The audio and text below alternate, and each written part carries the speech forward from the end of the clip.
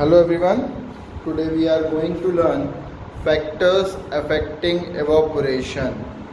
Basically evaporation क्या होता है evaporation? जो वाटर होता है उस वाटर ड्रॉपलेट जो होते हैं वो evaporate होना स्टार्ट हो जाते हैं। evaporate होना स्टार्ट हो जाते हैं का क्या मतलब है कि जो वाटर ड्रॉपलेट्स है वो गैस के फॉर्म में कन्वर्ट होके मूव ऑन करते हैं, है ना। पहले जो वाटर था that was in liquid form, अब वो लिक्विड फॉर्म जो है आपका गैस के फॉर्म में कन्वर्ट होके इवेपोरेट होना स्टार्ट हो चुका है ना। तो वो इवेपोरेशन पे फैक्टर्स कौन से हैं जो इवेपोरेशन को अफेक्ट करते हैं, आज अपन वो पढ़ेंगे।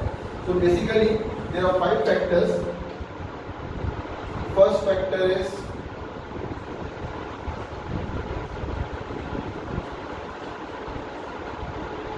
Temperature. Next factor is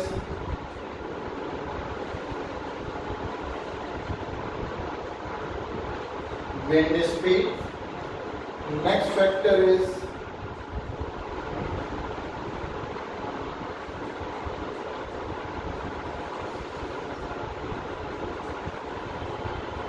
nature of the liquid. Then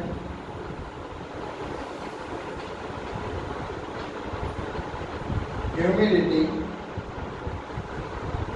and last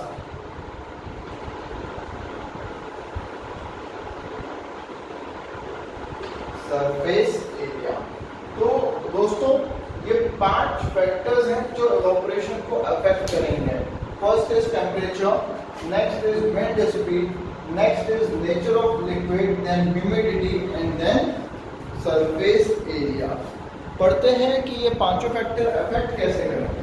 सबसे पहले फैक्टर के बारे में हम डिस्कस करते हैं, दैट इज टेम्परेचर।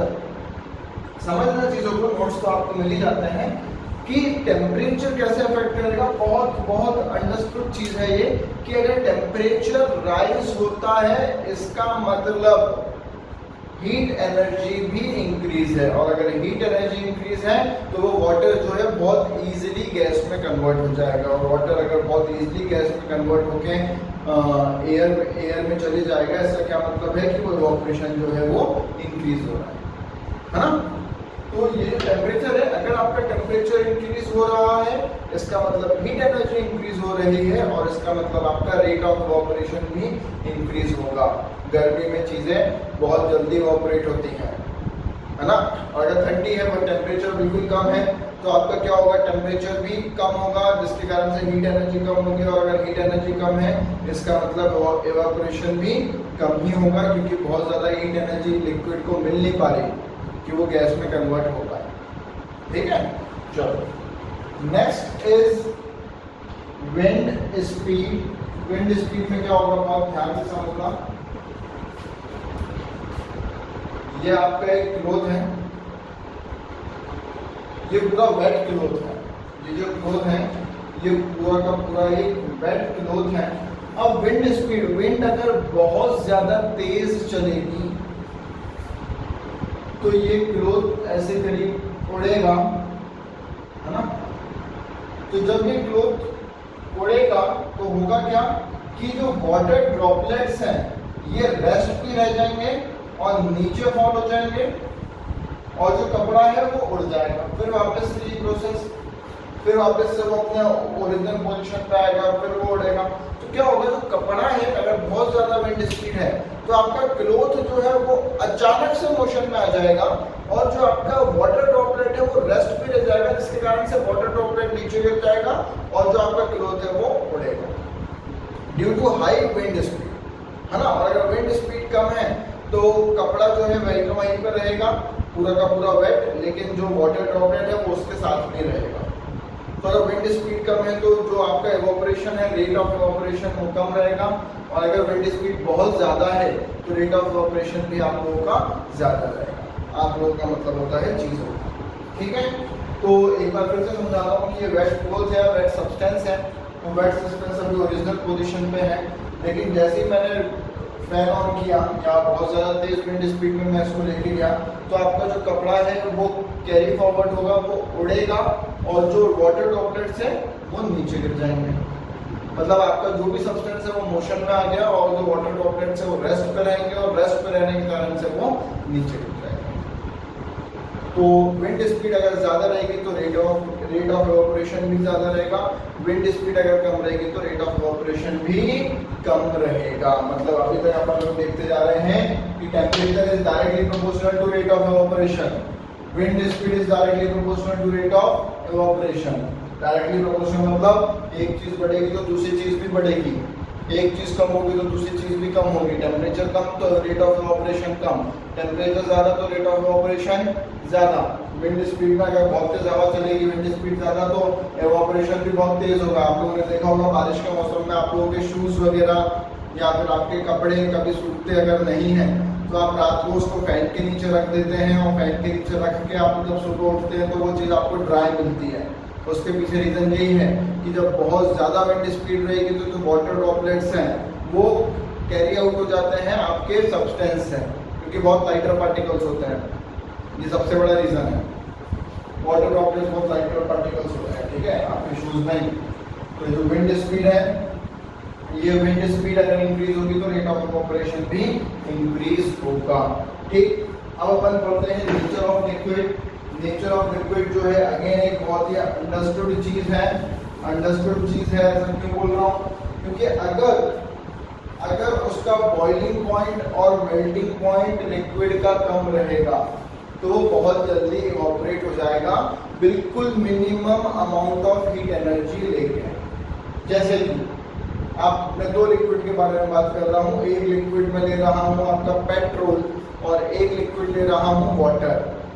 तो आप लोगों ने देखा होगा कई बार कि जो पेट्रोल है उसको मैं जैसे ही हाथ पे रखूंगा वो थोड़ी देर बाद अपने आप अपनी सराउंडिंग से हीट एनर्जी लेके इवेपोरेट हो जाएगा और आपका जो पाम है वो आपको कूल लगेगा, आपको ठंडा लगेगा। क्यों? क्योंकि उसने सराउंडिंग से हीट एनर्जी ली और सराउंडिंग से हीट एनर्जी लेके वो क्या हो गया, इवेपोरेट हो गया। तो उसका बॉइलिंग पॉइंट और मेल्टिंग पॉइंट इतना कम रहता है कि जरा सी हीट एनर्जी में वो क्या होता है, गैसियस फॉर्म में, गैसियस स्टेट में कन्वर्ट हो जाता है। तो जरा सी हीट एनर्जी दूंगा वो गैसियस स्टेट में कन्वर्ट हो जाएगा। वहीं पे अगर मैं बात करूं वाटर की, तो वाटर को आप अपने हाथ पे रखे रहो, वाटर का बॉइलिंग पॉइंट होता है 100 डिग्री सेल्सियस। तो उसको 100 डिग्री सेल्सियस के इक्विवेलेंट एनर्जी जब तक नहीं मिलेगी जब तक वो इवेपोरेट नहीं होगा। तो ये दो नेचर ऑफ लिक्विड्स हैं, दोनों लिक्विड ही है, लेकिन एक पेट्रोल है, ये जो पेट्रोल है ये तुरंत इवेपोरेट हो रहा है सराउंडिंग से हीट एनर्जी लेके, क्योंकि इसका मेल्टिंग और बॉइलिंग पॉइंट कम है। और ये जो वाटर है ये तुरंत इवेपोरेट नहीं हो पा रहा है क्योंकि इसका मेल्टिंग और बॉइलिंग पॉइंट ज़्यादा है। तो ये सराउंडिंग से हीट एनर्जी लेने के बाद भी इवेपोरेट नहीं हो पा रहा क्योंकि 100 डिग्री सेल्सियस के इक्विवेलेंट एनर्जी इसको नहीं मिल पा रही है। तो लिक्विड का नेचर जैसा होगा, ठीक है। तो ये हो जाएगा आपका सन। अब क्या होगा, ये सन की हीट एनर्जी तो जो रेज है वो तो इक्वली डिस्ट्रीब्यूटेड रहेंगी। ये हो गया आपका टी कप और ये हो गया आपका सॉसर और इस पे भी टी है। सपोज ये भी 20 ml है, ये भी 20 ml ऑफ लिक्विड है। सपोज वाटर ले लेता हूँ मैं, अभी टी तो रहने देते हैं, वाटर ले लेते हैं। तो ये जो सन की रेज है, ये सन की रेज दोनों जगह पे आएंगी। अगर ये दोनों जगह पे आएगी, अपन बात कर रहे हैं किसकी, अपन बात कर रहे हैं सरफेस एरिया की। तो अगर ये सन की रेज इस टी कप में भी आए, है ना, तो टी कप का सरफेस एरिया बहुत छोटा है। बहुत छोटे होने के कारण से ये जो रेज है ये इसमें बहुत ज्यादा हीट एनर्जी दे नहीं पाएंगी, क्योंकि सरफेस एरिया बहुत कम है, तो हीट एनर्जी उतने ही एरिया से एंटर हो पाएगी। वहीं पे ये जो सॉसर है इसका सरफेस एरिया बहुत ज्यादा है। देखो ना, इसकी आप लोगों की जो लेंथ है वो इतनी सी है, इसकी जो लेंथ है वो इतनी बड़ी है। तो इस पे जो हीट एनर्जी आएगी वो हीट एनर्जी बहुत ज्यादा ऑक्यूपाई करेगा। वहीं पे जो आपका टी कप है उसमें जो हीट एनर्जी आएगी वो बहुत कम ऑक्यूपाई हीट एनर्जी कर पाएगा। तो इसके कारण से आपका सरफेस एरिया अगर कम रहेगा तो रेट ऑफ इवोपरेशन भी कम रहेगा। और अगर आपका सरफेस एरिया बहुत ज्यादा रहेगा तो रेट ऑफ इवोपरेशन भी बहुत ज्यादा रहेगा। आप लोगों ने पढ़ा कि जो टेम्परेचर है वो डायरेक्टली प्रोपोर्शनल है इवोपरेशन के, विंड स्पीड जो है वो डायरेक्टली प्रोपोर्शनल है रेट ऑफ इवोपरेशन के, नेचर ऑफ लिक्विड तो लिक्विड के नेचर पर डिपेंड करता है। फिर आप लोगों ने पढ़ा कि ह्यूमिडिटी, तो जो ह्यूमिडिटी है सिर्फ वही एक ऐसा फैक्टर है जो इनवर्सली प्रोपोर्शनल है। उसके बाद अपन लोग पढ़ रहे हैं सरफेस एरिया।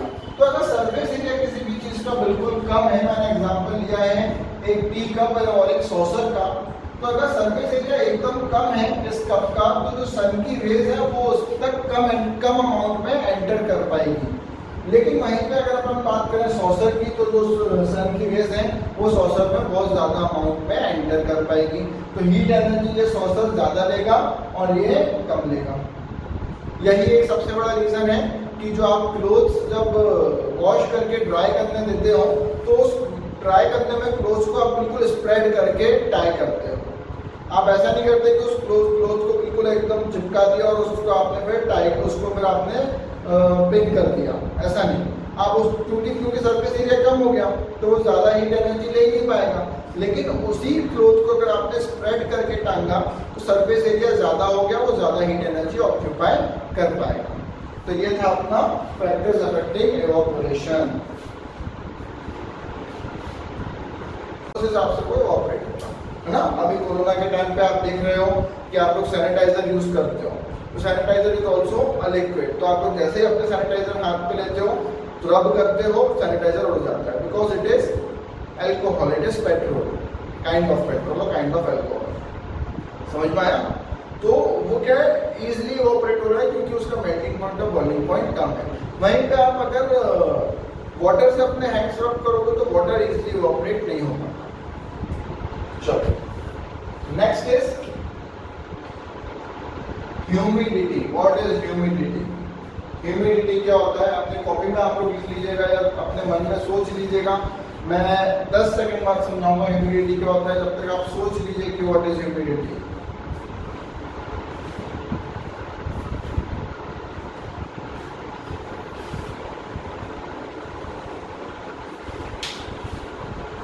चलो उम्मीद करता हूं आप लोगों ने सोच लिया होगा। ह्यूमिडिटी क्या होता है, ध्यान से समझना। जो एटमॉस्फेयर है आपके बाहर, जो आपके पास एयर है, उस एयर में कितने ज्यादा वाटर ड्रॉपलेट्स प्रेजेंट हैं, दैट इज ह्यूमिड। अगर उस एयर में वाटर ड्रॉपलेट्स पहले से ही बहुत ज्यादा प्रेजेंट हैं, इसका मतलब ह्यूमिडिटी ज्यादा है। और अगर वाटर बाहर के एटमॉस्फेयर में, एयर में अगर वाटर ड्रॉपलेट्स बिल्कुल कम प्रेजेंट हैं, इसका मतलब जो आपकी ह्यूमिडिटी है वो क्या है, कम है। मैं एग्जांपल देता हूँ कि ये पूरी की पूरी एयर है ना। इस एयर के बीच में वाटर ड्रॉपलेट जो है बस इतने ही हैं।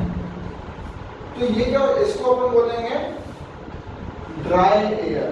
क्यों इसको अपन बोलेंगे ड्राई एयर? क्यों बोलेंगे ड्राई एयर? क्योंकि जो वाटर ड्रॉपलेट्स है वो बिल्कुल कम है। वहीं पे अगर मैं बात करूं एक और कंडीशन की, ये एक और मेरे पास विंड है, इसमें मैं ये जो डॉट्स हैं that will represent your water droplets.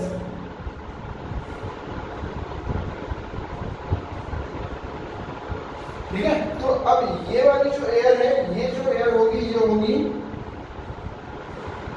Humid air. क्यों? क्योंकि वाटर ड्रॉपलेट ज्यादा प्रेजेंट है एयर में।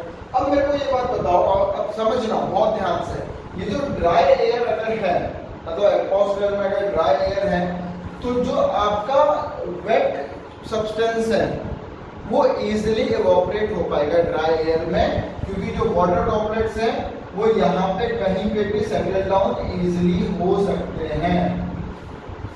लेकिन अगर आप बात करें ह्यूमिड एयर की, तो ह्यूमिड एयर में जब आप ध्यान से देखोगे तो आपके पास स्पेस ही नहीं है कि वाटर ड्रॉपलेट कहीं पे भी सेटल डाउन हो पाए। आपके पास ऐसी कोई स्पेस ही नहीं है। तो ड्राई एयर में वाटर ड्रॉपलेट्स बहुत इजीली सेटल डाउन हो जाएंगे। इसका मतलब ड्राई एयर में रेट ऑफ इवापोरेशन ज़्यादा रहेगा, ह्यूमिड एयर में रेट ऑफ इवापोरेशन कम रहेगा। कम क्यों रहेगा? क्योंकि वाटर ड्रॉपलेट्स और ज़्यादा आने की जगह ही नहीं है एयर के पास, और अगर जगह नहीं है इसका मतलब कि वो रेट ऑफ इवापोरेशन क्या हो जाएगा? Rate of evaporation will be less, है ना। तो ये जो है वो इनवर्सली प्रोपोर्शनल हो गया, ध्यान से समझना। टेम्परेचर जो था वो डायरेक्टली प्रोपोर्शनल था इवापोरेशन के, टेम्परेचर बढ़ रहा है, रेट ऑफ इवापोरेशन बढ़ रहा है। विंड स्पीड अगर बहुत ज्यादा तेज चल रही है तो इवापोरेशन भी बहुत ज्यादा होगा, है ना। ह्यूमिडिटी के साथ ऐसा नहीं है। अगर ह्यूमिडिटी जो है, अगर ह्यूमिडिटी बहुत ज्यादा है तो इवापोरेशन कम होगा, मतलब वो जो है वो हो गया आपका इनवर्सली प्रोपोर्शनल, है ना। तो वो हो गया आपका इनवर्सली प्रोपोर्शनल।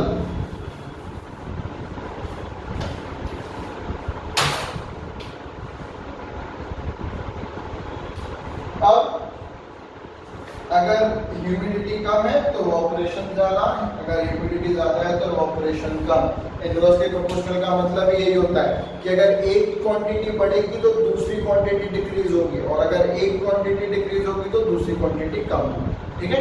इनवर्सली प्रोपोर्शनल का मतलब यही होता है। तो अगर ह्यूमिडिटी इंक्रीज होगा तो इवापोरेशन कम हो जाएगा, और अगर ह्यूमिडिटी डिक्रीज होगा मतलब ड्राई एयर रहेगी तो इवापोरेशन इंक्रीज हो जाएगा। रीजन ड्राई एयर में वाटर ड्रॉपलेट्स कम प्रेजेंट रहते हैं, तो आपके वेट सब्सटेंस के वाटर ड्रॉपलेट्स इजीली उसके पास जा सकते हैं।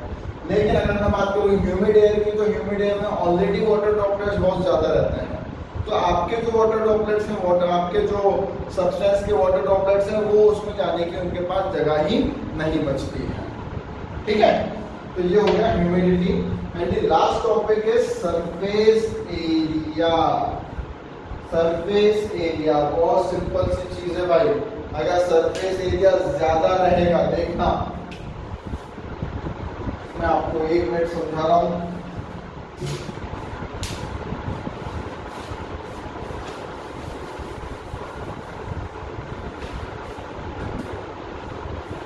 मैंने ये आपका हो गया सन, ये हो गया आपका। कुछ रीजनिंग क्वेश्चन भी फैक्टर्स अफेक्टिंग इवेपोरेशन पे आते हैं दोस्तों, जैसे कि अभी अपन कुछ अराउंड 3 क्वेश्चन डिस्कस करेंगे। सबसे पहला क्वेश्चन है, how does the water kept in a earthen pot, earthen pot मतलब होता है मटका, become cool during summer, summer में वो मटका पानी को ठंडा कैसे कर देता है। और फिर आता है, why are we able to sip hot tea और milk faster from a saucer rather than a cup, है ना। जो अपन चाय या कॉफ़ी कुछ भी पीते हैं तो वो अपन जो कप है उसमें ईजिली बहुत जल्दी नहीं पी पाते, लेकिन अगर वही चीज़ अपन सॉसर में या प्लेट में लेके पिए तो वो बहुत जल्दी पी लेते हैं। ऐसा क्यों? तो चलिए अपन समझते हैं ऐसा क्यों। अपन सबसे पहले समझते हैं सबसे पहले कि जो मटका होता है वो पानी को ठंडा कैसे करता है। मेरे डायग्राम्स बहुत ज़्यादा अच्छे नहीं करते हैं, लेकिन ठीक है। अपन जब यहाँ पे इसके अंदर पानी भरेंगे, this is your earthen pot और मटका कुछ भी कह लो आप, तो मटका जो रहता है ये मिट्टी का बना रहता है। तो इस मटके में होता क्या है, यहाँ पे जो इसका सर्कमफ्रेंस आप कह सकते हो, वहां पे कुछ पोर्स रहते हैं, कुछ होल्स रहते हैं। बहुत ध्यान से समझना, आपके प्रैक्टिकल लाइफ में भी आपको बहुत चीजें अच्छे से समझ में आएंगी। एंड आपके एग्जाम पॉइंट ऑफ व्यू से ये 2 क्वेश्चन, ये 3 क्वेश्चन बहुत इंपॉर्टेंट है जो मैं समझा रहा हूँ। तो मटके के अराउंड कुछ पोर्स रहते हैं, कुछ होल्स रहते हैं। वो होल्स जो है, जैसे आप पानी भरोगे तो उस होल से क्या होगा, कुछ हर एक होल में एक सिंगल वाटर ड्रॉपलेट जो है वो इस मटके के अराउंड बाहर आ जाए, जिसके कारण से जो बाहर की हीट एनर्जी है वो जैसे ही इस मटके पे पड़ेगी तो ये जो बाहर के वाटर ड्रॉपलेट्स हैं जो उस पोर्स में से बाहर निकले हैं वो वाटर ड्रॉपलेट्स उस बाहर की हीट एनर्जी से इवोपरेट हो जाएंगे, जिसके कारण से अगर वो वाटर ड्रॉपलेट्स बाहर से इवोपरेट हो गए तो अंदर का पानी क्या हो जाएगा, ठंडा रहेगा, क्योंकि बाहर की हीट एनर्जी उस पर इफेक्ट नहीं कर पाएगी। जैसे ही हीट एनर्जी इस पे आई, ये जो पोर्स हैं जहाँ पे वाटर ड्रॉपलेट्स हैं वो क्या हो गए, बाहर आ गए, और मतलब सॉरी इवोपरेट हो गए, और जब इवोपरेट होंगे तो अंदर से फिर वाटर ड्रॉपलेट तुरंत उस पोर्स पे आ जाएंगे बाहर, उस पोर्स के थ्रू मटके के बाहर आ जाएंगे, और फिर से जब बाहर की हीट एनर्जी पड़ेगी तो फिर से वो इवोपरेशन होगा, और ये एक बहुत कंटिन्यूअस प्रोसेस होती है। लेकिन मटके का पानी ऐसा नहीं होता कि बिल्कुल उसके वॉल्यूम डिक्रीज हो जाएगी, ऐसा कुछ नहीं होता। एक बहुत छोटे छोटे से पोर्स होते हैं, उस छोटे छोटे पोर्स से बिल्कुल छोटे छोटे से वाटर ड्रॉपलेट्स बाहर आते हैं, और वाटर ड्रॉपलेट्स जब बाहर आएंगे तो बाहर की जो हीट एनर्जी मटके पर पड़ेगी तो ये वाटर ड्रॉपलेट्स तो हो जाएंगे इवोपरेट होना स्टार्ट हो जाएगा। आप लोगों ने दो चीजें मटकों के साथ देखी होगी, दो चीजें ऐसी देखी होगी कि जो आपका मटका होता है उसमें आप लोग जो बोरी होती है जूट से जो बनती है, वो बोरी को वेट करते हो और वेट करके उस मटके के अराउंड बांध देते हो। लेकिन उससे होता क्या है कि जो बोरी है वो पूरी वेट है, तो बाहर की जो हीट एनर्जी है उस बोरी में से पानी को इवोपरेट करती रहेगी, जिसके कारण से मटके के अंदर कुछ भी चेंज नहीं पड़ेगा हीट की वजह से, और मटके का जो पानी रहेगा वो क्या हो जाएगा, ठंडा हो जाएगा। इसी कारण से आप लोगों ने कभी भी देखा होगा कि मटके को जब आप वॉश करते हो तो मटके के अंदर हाथ डाल के उसको वॉश नहीं किया जाता, क्योंकि अगर आपने मटके के अंदर हाथ डाल के उसको वॉश किया तो जो ये पोर्स हैं ये क्या हो जाएंगे, भर जाते हैं ड्यू टू स्मॉल पार्टिकल्स। ये पोर्स जो है वो भर जाते हैं, और अगर पोर्स भर गए तो अंदर का जो अंदर का जो पानी है उससे वाटर ड्रॉपलेट्स मटके के बाहर नहीं आ पाएंगे, और मटके के बाहर अगर नहीं आ पाएंगे तो जो बाहर की हीट है वो मटके के अंदर क्या करेगी, अफेक्ट करेगी। तो इस तरीके से अर्थिंग पॉट जो है वो आपका मटका जो है वो आपके पानी को क्या करता है, ठंडा करता है। चलो इसी तरीके से एक और क्वेश्चन है अपने पास कि अपन जो हॉट टी और कॉफी है, देखना समझना, चलो यही तो समझा देता हूँ, हो जाएगा।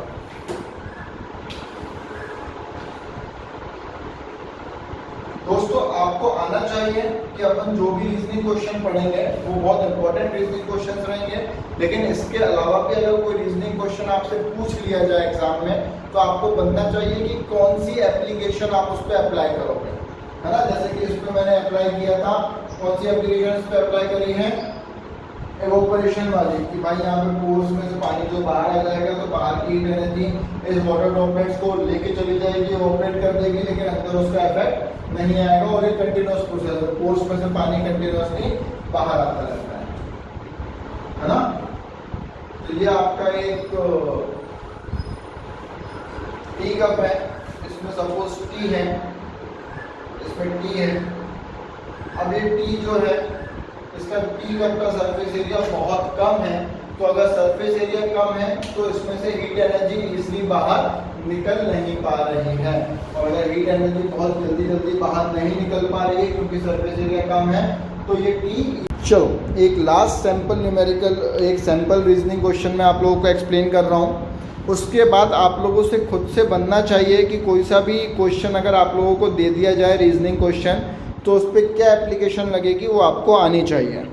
तो एक लास्ट रीजनिंग क्वेश्चन जो मैं आप लोगों को समझा रहा हूँ, that is liquids generally have lower density as compared to solid, but you must have observed that ice floats on water, why.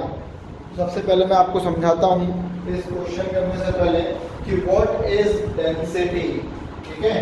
सबसे पहले मैं आपको समझा रहा हूँ डेंसिटी क्या होती है। Density is mass per unit volume, mass per unit volume is density. लेकिन अब ये वॉल्यूम और मास क्या हो गया, वॉल्यूम वो हो गई टोटल कैपेसिटी किसी भी चीज की कितनी है, that will be your volume. जैसे कि मैं आपसे बोलूं कि ये क्लासरूम है, इस क्लासरूम में 50 बच्चे बैठ सकते हैं, in this classroom 50 students can easily sit, तो 50 विल बी योर वॉल्यूम। लेकिन इस क्लासरूम में अभी सिर्फ 2 लोग हैं, तो मास हो गया वो 2% will be your mass, 50 will be your volume, है ना। तो डेंसिटी बहुत कम है क्योंकि टाइटली पैक नहीं है चीजें। वहीं पे मैं आपसे बोलूं कि भाई इस क्लासरूम की कैपेसिटी 50 है और इस क्लासरूम में 52% बैठे हुए हैं एकदम चिपक के एकदम, तो डेंसिटी ज्यादा रहेगी। तो 50 will be your volume, maximum capacity classroom की जो थी, और कितने लोग उसमें प्रेजेंट है, दैट विल बी योर मास। लोग कम है, कैपेसिटी ज्यादा है, डेंसिटी कम हो जाएगी। लोग बहुत ज्यादा है और कैपेसिटी से भी ज्यादा लोग हैं, तो डेंसिटी बहुत ज्यादा हो जाएगी। जैसे कि मैं बात करूं सॉलिड, तो सॉलिड में जो पार्टिकल्स हैं वो बहुत टाइटली पैक्ड होते हैं, तो सॉलिड की डेंसिटी सबसे ज्यादा है। उसके बाद लिक्विड में पार्टिकल्स थोड़े से एक दूसरे से दूर रहते हैं, तो लिक्विड की डेंसिटी थोड़ी सी कम है। और गैस में पार्टिकल्स एक दूसरे से बहुत ज्यादा दूर रहते हैं, तो गैस की डेंसिटी मैक्सिमम है। अब क्वेश्चन क्या आता है कि भाई अगर सॉलिड की डेंसिटी लिक्विड से ज्यादा है, तो जो आइस है वो वाटर में फ्लोट कैसे करता है? ऑब्वियसली मास ज्यादा होगा सॉलिड में, और अगर मास ज्यादा होगा तो वो सिंक कर जाना चाहिए, लेकिन वो तो पानी में फ्लोट कर रहा है। हाँ, यही होता है ना कि पानी की जो डेंसिटी है उससे ज्यादा डेंसिटी वाला सब्सटेंस अगर आप रखोगे तो वो सिंक हो जाएगा। पानी की जो डेंसिटी है अगर उससे कम डेंसिटी वाला सब्सटेंस उसमें आप रखोगे तो वो फ्लोट करेगा। लेकिन अभी अपन लोगों ने पढ़ा कि जो सॉलिड है उसकी डेंसिटी सबसे ज्यादा है क्योंकि पार्टिकल्स क्लोजली पैक्ड है, मास ज्यादा है। लिक्विड में डेंसिटी थोड़ी सी कम है, गैस में डेंसिटी और कम है ना। तो सॉलिड जो है, आइस जो है वो आएगा सॉलिड में, एंड लिक्विड इज वाटर। और अपन लोगों ने पढ़ा है कि जो आइस है वो वाटर में क्या करता है, फ्लोट करता है। तो क्यों करता है, कैसे फ्लोट कर सकता है अगर ये सॉलिड है? तो एक क्वेश्चन है आप लोगों का, बहुत एग्जाम पॉइंट ऑफ व्यू से बहुत ज्यादा इंपॉर्टेंट क्वेश्चन है। ऐसा इसलिए होता है क्योंकि वाटर को ही फ्रीज करके आइस होता है, आइस जमता है। तो वाटर को जब आप फ्रीज करते हो तो आपका आइस बन जाता है। तो वो जो आइस बनता है आपका, suppose this is a cube of ice, इस आइस में एयर पार्टिकल्स आइस के अंदर बहुत ज्यादा होते हैं क्योंकि वो वाटर जब फ्रीज होता है ना, तो वो वाटर जब फ्रीज होता है तो वो बहुत ज्यादा एयर अपने अंदर ऑक्यूपाई कर लेता है। तो इसके अंदर एयर पार्टिकल्स बहुत ज्यादा प्रेजेंट रहते हैं आइस के अंदर। और अपन लोगों ने देखा है कि एयर कम्स इन गैस, तो एयर की डेंसिटी पानी से कम होती है। और अगर एयर की डेंसिटी पानी से कम है और आइस में, आइस के अंदर पूरा का पूरा आइस जब फ्रीज होता है ना, तो एटमॉस्फेयर की एयर को अपने अंदर बिल्कुल ग्रैस्प कर लेता है। तो अपन लोगों ने देखा है कि जो आइस है उसमें अंदर एयर पार्टिकल्स बहुत ज्यादा रहते हैं, और अगर एयर पार्टिकल्स बहुत ज्यादा रहेंगे, गैस, एयर हमेशा गैस में आती है, तो अगर एयर पार्टिकल्स बहुत ज्यादा रहेंगे तो वो एयर पार्टिकल्स जो हैं वो उस एयर पार्टिकल्स जो है उसकी डेंसिटी लिक्विड से कम होगी। उस एयर पार्टिकल्स की डेंसिटी लिक्विड से कम होगी, जिसके कारण से वो आइस जो है वाटर में क्या करेगा, फ्लोट करेगा। तो ऐसे ही मैंने 3 रीजनिंग क्वेश्चन अभी तक आप लोगों को समझा चुके हैं, और यहाँ पे अपना चैप्टर होता है कंप्लीट।